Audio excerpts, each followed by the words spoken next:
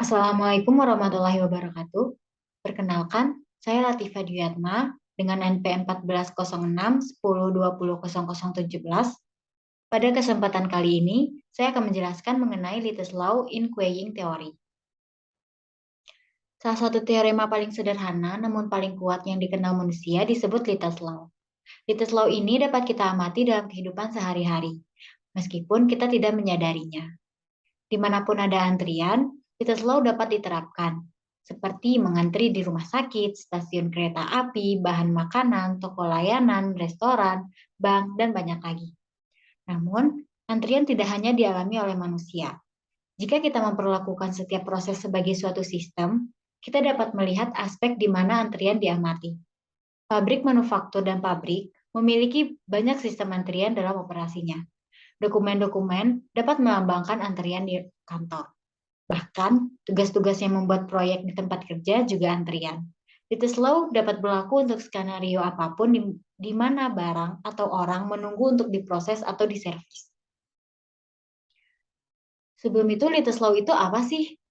Little's Law adalah teorema yang menentukan jumlah rata-rata item dalam sistem antrian stasioner berdasarkan waktu tunggu rata-rata item dalam suatu sistem dan jumlah rata-rata item yang tiba di sistem per unit waktu. Pada tahun 1954, seorang profesor Massachusetts Institute of Technology atau MIT yang terkenal bernama John Liddell mengembangkan teorema ini yang kita sebut Little's Law. Tetapi baru pada tahun 1961 ia secara resmi menerbitkan bukti teoremanya dan menyimpulkan bahwa hukum berlaku untuk semua skenario antrian. Little's Law menjadi konsep fundamental dalam teori antrian dan studi riset operasi. Little's Law memberikan pendekatan yang sederhana dan intuitif untuk penilaian efisiensi sistem antrian. Konsep ini sangat penting untuk operasi bisnis, karena menyatakan bahwa jumlah item dalam sistem antrian terutama tergantung pada dua variabel kunci dan tidak dipengaruhi oleh faktor lain, seperti distribusi layanan atau pesanan layanan. Formula dari Little's Law sering digunakan dalam pengembangan bisnis dan sistem manajemen proyek, seperti Kanban, untuk meningkatkan alur kerja dan menghindari kemacetan. Kita juga dapat menggunakan Little's Law dalam situasi apapun, dimanapun ada antrian. Baik itu jumlah orang yang mengantri di toko kopi atau tugas yang dijalankan oleh perangkat lunak. Little's Law sendiri itu dapat dirumuskan sebagai berikut, yaitu L sama dengan lambda dikali W, di mana L merupakan jumlah rata-rata item dalam sistem antrian, lambda merupakan jumlah rata-rata item yang tiba di sistem persatuan waktu, W merupakan waktu tunggu rata-rata yang dihabiskan dalam sistem antrian. Untuk mengilustrasikan hukum Little's dengan cara yang disederhanakan, kita dapat menggunakan contoh seperti kedai kopi. Nah, pada rumus sebelumnya terdapat L, di mana L mewakili jumlah item di dalam sistem. Nah, dalam contoh, L ditunjukkan oleh pelanggan yang datang ke toko untuk membeli kopi seperti biasa. Dan variabel ini juga disebut item WIP atau work in progress. Selanjutnya ada lambda atau tingkat kedatangan barang dalam sistem antrian. Nah, sesuai dengan contoh, terdapat pelanggan akan mengantri untuk minum kopi dan akan meninggalkan toko segera setelah mereka mendapatkan pesanan. Dalam pengertian ini, tingkat di mana pelanggan masuk dan keluar dari sistem dapat mewakili lambda. Dan variabel ini juga disebut throughput.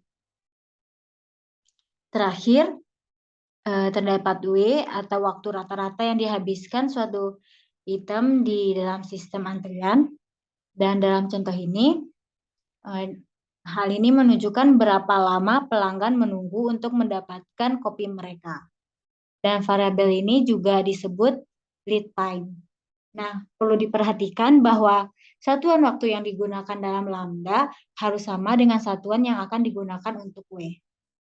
Selanjutnya, kita akan mencoba perhitungannya. Sebagai contoh, terdapat sebuah kedai kopi di mana manajer ingin memutuskan apakah dia perlu menambah lebih banyak ruang untuk menampung lebih banyak pelanggan. Saat ini, Ruang antriannya tidak bisa menampung lebih dari 8 orang. Apabila kedai kopi tersebut memiliki sekitar 20 pelanggan yang datang setiap jam, dan setiap pelanggan membutuhkan waktu rata-rata sekitar 15 menit dari saat pelanggan memesan hingga mereka menerima pesanannya.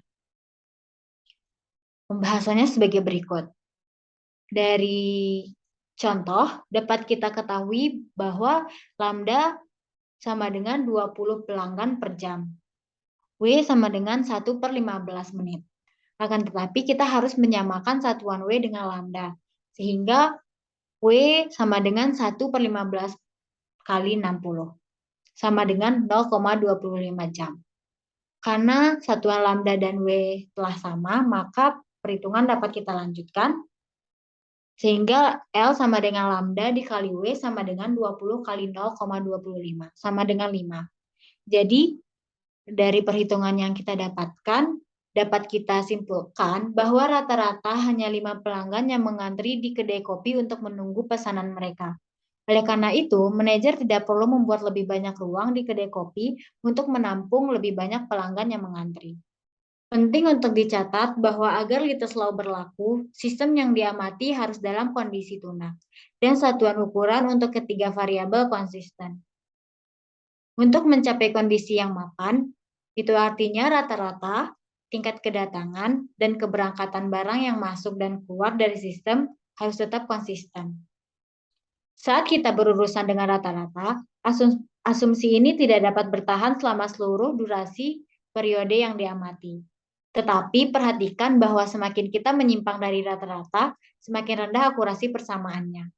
Oleh karena itu, penting untuk memeriksa sistem sebelum menggunakan Little Law dan memastikan asumsi dapat berlaku untuk sebagian besar waktu. Jika tidak, wawasan yang diperoleh darinya mungkin tidak akurat dan tidak dapat diandalkan. Disinilah membatasi WIP terbukti bermanfaat untuk sistem di mana tingkat kedatangan dan keberangkatan barang berfluktuasi. Keindahan Little Law terdapat pada kesederhanaannya. Ini dapat diterapkan ke berbagai sistem dan proses dan dapat membantu bisnis tumbuh dan berkembang. Setelah kita menganut Little Law, kita akan melihat sistem dengan lensa yang berbeda dan dapat melihat peluang untuk meningkatkan kinerjanya secara keseluruhan. Dari pemaparan yang saya jelaskan tadi, didapatkan dari beberapa referensi sebagai berikut. Sekian yang dapat saya jelaskan, dan terima kasih atas perhatian. Semoga apa yang saya jelaskan tadi dapat bermanfaat, dan mohon maaf apabila ada kekurangan. Wabillahi taufiq wal hidayah. Assalamualaikum warahmatullahi wabarakatuh.